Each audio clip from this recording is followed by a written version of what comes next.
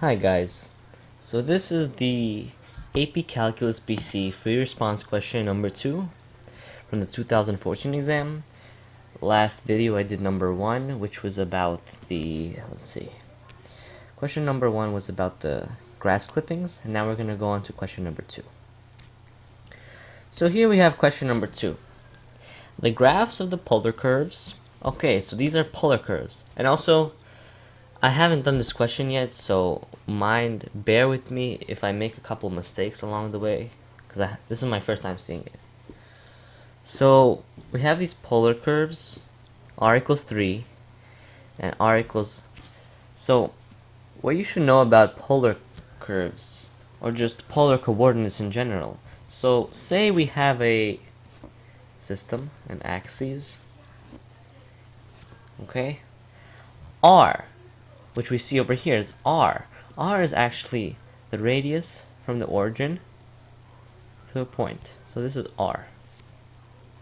And now they say theta also. So what's theta, you might ask? Theta is the angle from the x-axis. We still have the x and y. So theta is the angle from the x-axis to the r. Okay? And we can get some relations from this polar coordinate system. Notice that we have r, we have x, and we have y.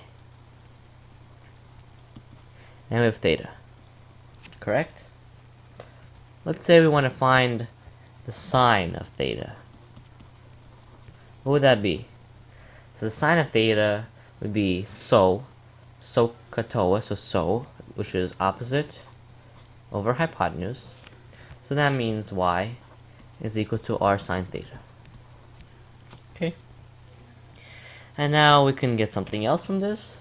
Let's take the cosine. And we get cosine is equal to x over r, so x is equal to r cosine theta. These are the two main equations from from Cartesian coordinates, which is x, y, and z, to polar coordinates, which is r, theta, and phi. Phi. But phi is, we don't need to worry about it. Phi is just the azimuthal angle if you have a z-axis. So we don't need to worry about phi right now. So let's go back to our problem. We have r equals 3, which is just a circle of radius 3. And we have r equals 3 minus 2 sine 2 theta, which is this funky curve. And part A asks, let R be the shaded region that is inside the graph of r equals 3 and inside the graph of r equals 3 minus 2 sine of 2 theta. So it's this region over here in black or gray. And we want to find the area of R. Okay, so let's see, what would I do here? What I would do is, this is just a basic integral problem, we're finding the area between two polar curves. Our first curve is r equals 3. Our second curve, I'll denote that as r1. And our second curve is r2 is equal to 3 minus, 2 sine of 2 theta. So the first thing that you always do when you're finding the area between two curves, whether it be polar or Cartesian, whether it be in polar or Cartesian coordinates, is you find the points of intersection. So to do that, you set them equal to each other. You get 3 equals 3 minus 2 sine of 2 theta. If these things cancel out, we move the 2 sine of 2 theta to the other side to get a positive.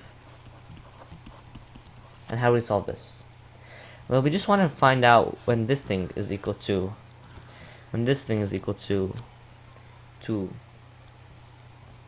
sorry for the sloppy language.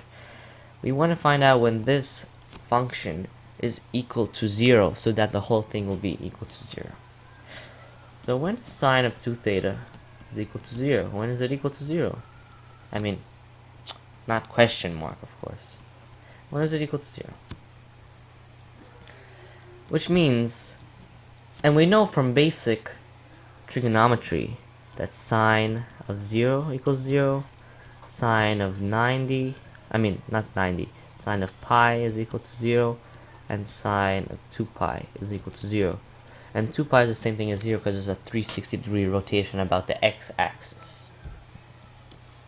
So when is 2 theta equals 0? That's when theta equals 0. When is 2 theta equals pi? Theta equals pi over 2. And lastly, when is 2 theta equal to 2 pi? Theta equals pi. So these are our points of intersection. Good. Now, what can we do from here? Let's see. So, if you studied calculus, basic calculus, you would know that there's a formula. There's a general formula for solving the area between two polar curves. And it reads as this. The area between two polar curves is 1/2 times the integral, and we don't know the bounds yet, we're going to figure that later, and it's something squared d theta. That's a general formula. So now we have to look. We could split this up into the first quadrant and the second quadrant. So let's look at the first quadrant first. We have this funky curve, the area of this funky curve, correct? And what's this funky curve? It's 3 minus 2 sine of 2 theta. So that's what we're doing. And what are the bounds? Well, we're starting at 0 for theta, and then we're going all up to this 90-degree angle. And 90-degree angle in radians is just pi over 2. So we're going from 0 to pi over 2. And what do we say was the function? It was 3 minus 2 sine of theta. Let me just make it a little bigger. So what do we have? We have 3 minus 2 sine of 2 theta, and this is all squared, and we're integrating d theta. Plus, this is only until pi over 2, but now we have to go from pi over 2 to pi for this region. But notice, there's a very nice way to do this without doing any kind of formula stuff and all that crap. We can just notice that, you see, this is just 1/4 of a circle. And what is the circle? Well, the circle is a radius with a radius of 3, which is the first curve, r equals 3. And it's just 1/4 of it. So the area of a circle is just pi r squared. So now we just have pi r squared over 4. And instead of that, we can write 9 pi over 4. Because r equals 3, 3 squared equals 9. And now we just do this integral. Since we can use calculators, we can just plug it into our calculator. And this is equal to 9.708. So that's the answer to our first part. And basically the hard part of this. Because from here on it gets pretty easy, I think. Well, it should anyway. As I say again, I haven't done this problem yet. B. For the curve r equals 3 minus 2 sine of 2 theta, find the value of dx over d theta, which means the derivative of x in Cartesian coordinates with respect to theta in polar coordinates at theta equals pi over 6. Now we have a derivative in two different coordinate systems. So, as I said before, we have this relation from x to theta. X equals r cosine theta. Let's just rewrite that here. Let's pick a nice color. X equals r cosine theta. And now they're telling you r2 in our case is 3 minus 2 sine of 2 theta. So then x becomes r, which is 3 minus 2 cosine 2 theta times cosine theta. Expanding this out, we get 3 cosine theta minus 2 cosine 2 theta cosine theta. Okay? And what do they want? They want the derivative, they want dx over d theta. Dx over d theta, well, we just got x. So this is just the theta derivative. I mean the derivative with respect to theta of 3 cosine theta minus 2 cosine 2 theta cosine theta. And then we're evaluating this derivative at a point which they tell us pi over 6. Okay? So this derivative is not very hard to compute. The derivative of 3 cosine theta is just negative 3 sine of theta, and then we get all this chain rule stuff, and then we're evaluating this at pi over 6. Plug it into your calculator, all of this stuff, and we get that it's approximately equal to negative 2.366. Not too bad. So that means we have a negative tangent line, which means that the rate of change is negative. Okay, part C. Let's see what it is. The distance between the two curves changes from 0 to pi over 2. Find the rate at which the distance between the two curves is changing with respect to theta when theta equals pi over 3. So we have to find the rate at which the distance is changing. First we have to find the distance though, right? Let's just say d equals the distance. Now the distance is just the first one minus the second one, just the regular distance. If we have a point at x equals 5 and a point at x equals 3, the distance is 5 minus 3, right? So this is just 3, which is r1, minus 3 minus 2 cosine of 2 theta, which is r2. And then 3's cancel out, we just get 2 cosine of 2 theta equals d. Okay? And now what does it want us to do? They want to find out the rate of change with respect to theta. So basically we're doing the derivative with respect to theta of the distance d. So this is just the derivative with respect to theta of 2 cosine 2 theta, and that's just negative 4 sine of 2 theta. Chain rule, derivative of cosine of 2 theta is just negative sine of 2 theta, and then you tack on the 2.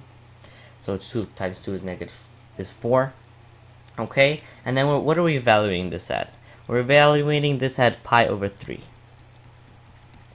And then plug this into your calculator, the handy dandy calculator, and this becomes negative 2. Okay, and now for the last part, let's just do it up here, over here. Part D.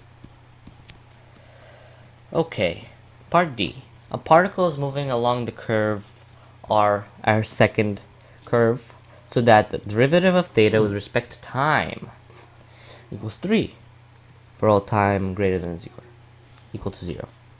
Find the value of dr dt at theta equals pi over 6.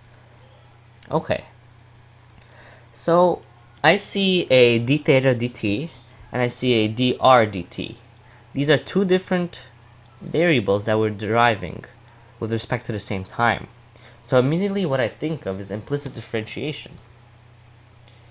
So we have this curve, again r2 is equal to 3 minus 2 cosine of 2 theta, and immediately I know it's implicit differentiation because two different things we're differentiating.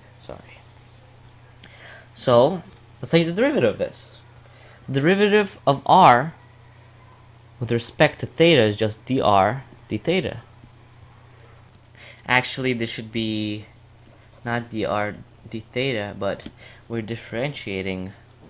Remember, we're differentiating with respect to time. That's why we made it an implicit differentiation problem to begin with.